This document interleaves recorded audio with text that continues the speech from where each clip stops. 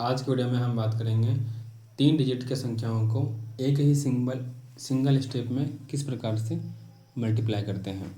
जैसे मान लेते हैं हमारे पास कोई संख्या है 1 2 3 और इसको अगर हम मल्टीप्लाई करते हैं 1 2 1 नाम के नंबर से, मतलब 3 डिजिट के संख्याओं को किसी दूसरे 3 डिजिट के संख्याओं से मल्टीप्लाई करने पर सिंगल स्टेप में उसे किस प्रकार से हम सॉल्व करते हैं।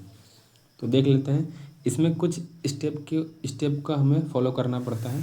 उन स्टेप को फॉलो करके हम 3 डिजिट का मल्टीप्लिकेशन आराम से कर सकते हैं। ठीक है, तो ध्यान से देखेंगे स्टेप को। सबसे पहले हम जो राइट साइड वाले संख्या हैं 3 और 1, पहले हम इसको आपस में मल्टीप्लाई करते हैं और इनको आपस में मल्टीप्लाई करने के बाद नीचे लिख लेते हैं। ठीक है, जैसे 3 को 1 से मल्टीप्लाई करेंगे तो कितना हो जाएगा, ये 3 के बराबर। ठीक है, इसके बाद जो हमारा अगला स्टेप होता है उस अगले स्टेप में क्या करते हैं, जैसे हमने सिंगल नंबर्स लिया था, अब हम दो दो नंबर्स के पेयर लेंगे। यहाँ पर हम 2 को 1 से और 3 को 2 से मल्टीप्लाई कर देंगे। 2 को 1 से, 3 को 2 से क्रॉस मल्टीप्लाई करके आपस में हम ऐड कर देंगे। तो कितना हो जाएगा, 2 गुना 1 करेंगे तो 2 हो जाएगा, 3 गुना 2 करेंगे तो 6 हो जाएगा और दोनों को जोड़ देंगे तो कितना हो जाएगा, 8 के बराबर। तो यहाँ पर लिख लेंगे हम 8। ठीक है, यहाँ पर हम लिख लेंगे संख्या कितना, तो 8। तो ये हो गया 8। इसके बाद हमने पहले 1 नंबर लिया, फिर हमने 2 नंबर लिया, अब हम 3 नंबर लेंगे। ठीक है, अब हम क्या लेंगे, अब हम 3 नंबर लेंगे और उसका करेंगे क्रॉस मल्टीप्लिकेशन। तो 3 नंबर हम कौन कौन से लेंगे, तो जब हम इनमें से हम 3 नंबर्स लेते हैं तो सबसे पहले हम क्या करेंगे, 1 को 3 से क्रॉस मल्टीप्लाई, 1 को 1 से क्रॉस मल्टीप्लाई और बीच वाले को बीच वाले से। ठीक है, मतलब कोना कोनी और बीच वाले को, तो 1 को 1 के साथ, 1 को 3 के साथ, 2 को 2 के साथ करेंगे क्रॉस मल्टीप्लाई और सबको आपस में ऐड कर देंगे। तो 3 को करेंगे 1 से मल्टीप्लाई तो 3 आएगा, 1 को करेंगे 1 से मल्टीप्लाई तो 1 आएगा, 2 को करेंगे 2 से मल्टीप्लाई तो 4 आएगा, तीनों को जोड़ देंगे तो कितना आ जाएगा, 4 3 7 1 8 के बराबर। तो यहाँ पर हम लिख लेंगे 8। तो उसी प्रकार से हमने यहाँ क्या लिया था, 1 नंबर लिया था, यहाँ पर 2 नंबर लिया, यहाँ पर 3 नंबर लिया। फिर अगले स्टेप में क्या लेंगे, फिर से हम अगले स्टेप में 2 नंबर लेंगे, फिर से हम अगले स्टेप में 2 नंबर्स लेंगे। ठीक है, अब अगले स्टेप में 2 नंबर्स लेंगे, तो यहाँ पर हमने जो 2 नंबर्स लिया था वो हमने लिया था लास्ट से, तो इस बार लेंगे फर्स्ट से 2 नंबर्स। तो 1 को मल्टीप्लाई कर देंगे 2 से और 1 को मल्टीप्लाई कर देंगे 2 से, क्रॉस मल्टीप्लाई दोनों का आपस में ऐड कर देंगे। तो 2 एकम हो जाएगा 2, 2 एकम 2, 2 2 कितना हो गया, 4 के बराबर। तो यहाँ लिख लेंगे हम 4। इसके बाद फिर से हम इसको कर लेंगे सिंगल में मल्टीप्लाई, तो 1 गुना 1 कितना हो जाएगा, 1 के बराबर। यही हो गया मेरा आंसर, यही हो गया मेरा आंसर। तो इस तरह से हमने क्या किया, मल्टीप्लाई कर लिया 123 को 121 से। एक और सवाल लेते हैं हम समझने के लिए। अगर हमने, मेरे पास लिखा हुआ रहे नंबर्स 2 3 1 और 1 2 3, 2 3 1 और 1 2 3, इन दोनों को आपस में मल्टीप्लाई करना हो तो हम पहले समझ लेते हैं इसमें कुल कितने स्टेप होते हैं। इसमें होते हैं टोटल 6 स्टेप। तो स्टेप 1 में क्या करते हैं, स्टेप 1 में मल्टीप्लाई करेंगे 1 को 3 से। ठीक है, 1 को 3 से मल्टीप्लाई करेंगे जो कितना आएगा, 3 के बराबर। स्टेप 2 में हम क्या करेंगे, स्टेप 2 में हम दो दो नंबर्स को करेंगे क्रॉस मल्टीप्लाई। तो 3 को 3 से, 2 को 1 से, 3 को 3 से, 2 को 1 से, तो 3 को 3 से और प्लस 2 को 1 से, दोनों को ऐड कर देंगे, कितना हो जाएगा, 3 3 9 2 11 के बराबर। तो यहाँ लिख लेते हैं 11। इसके बाद स्टेप 3 में क्या करेंगे, हम 3 3 नंबर्स का करेंगे मल्टीप्लाई।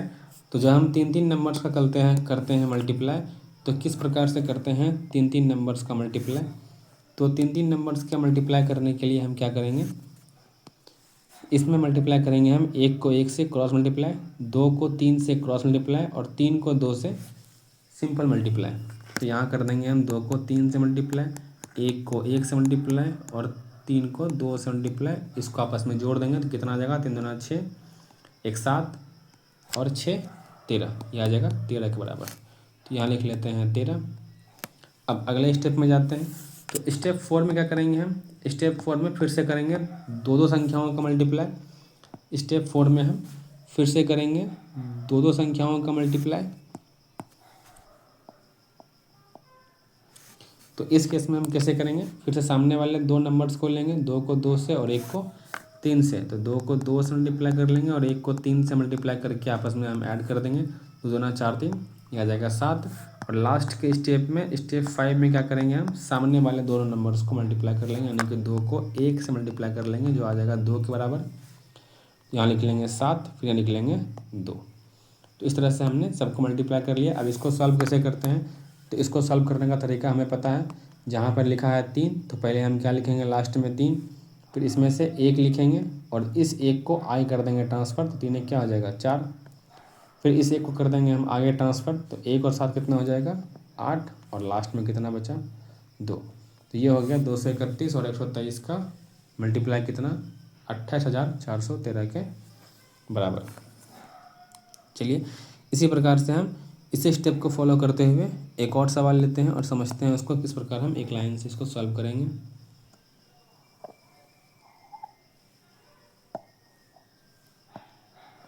जैसे मान लेते हैं हमारे पास नंबर्स लिखा हुआ है 3 5 6, इसको हम मल्टीप्लाई करते हैं 2 3 9 से।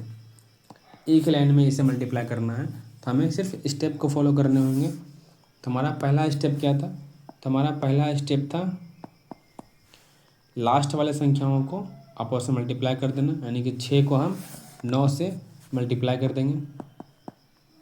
ठीक है, तो यहाँ पे कितना लिख देंगे 9 छक 54। इसके बाद हमारा स्टेप 2 क्या था, हमारा स्टेप 2 था दो नंबर्स को आपस में करेंगे क्रॉस मल्टीप्लाई। तो 5 को 9 से, 3 को 6 से मल्टीप्लाई करके आपस में ऐड कर देंगे।